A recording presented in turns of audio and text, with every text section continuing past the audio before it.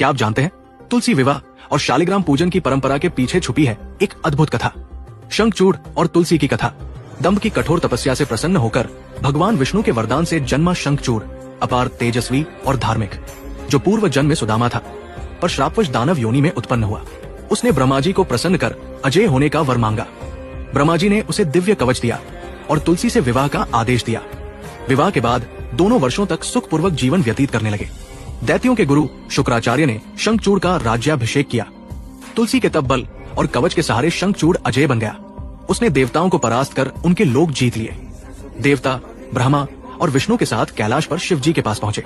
शिवजी ने दूत भेजा और देवताओं की संपत्ति लौटाने को कहा, पर शंखचूड़ बोला, मैं युद्ध से नहीं डरता।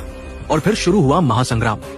भद्रकाली, कार्तिकेय, गणेश और अनगिनत गणों ने असुरों का संहार किया, पर शंखचूड़ अडिग रहा। देवताओं के शस्त्र उस पर असर ही नहीं कर रहे थे। तभी योजना बनी। विष्णु जी ने ब्राह्मण का रूप धरकर शंखचूड़ से कवच मांग लिया और फिर उसका रूप धारण कर तुलसी के पास पहुंचे। तुलसी का पतिव्रत भंग हुआ और शंखचूड़ अपने वरदान से विहीन हो गया। तभी शिवजी ने प्रचंड त्रिशूल उठाया और क्षण भर में शंखचूड़ रणभूमि में ढेर हो गया।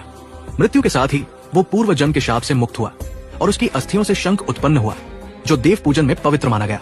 जब तुलसी को छल का ज्ञान हुआ तो उन्होंने विष्णु को शाप दिया, आज से तुम पत्थर हो जाओगे। विष्णु जी ने भगवान शिव का स्मरण किया और शिवजी ने तुलसी को समझाते हुए कहा, तुम्हारा नाम अमर रहेगा। तुम गंड की नदी और तुलसी रूप में पूजित होगी और गंड की तट पर विष्णु शालिग्राम शिला स्वरूप में प्रतिष्ठित होंगे। विष्णु पूजन तुम्हारे बिना अधूरा होगा। तभी से तुलसी विवाह की परंपरा और विष्णु पूजन में तुलसी दल का अर्पण अनिवार्य हो गया। और अब आपके लिए सवाल, कमेंट में बताइए, शंखचूड़ से उत्पन्न शंख किस देवता की पूजा में प्रयोग नहीं किया जाता?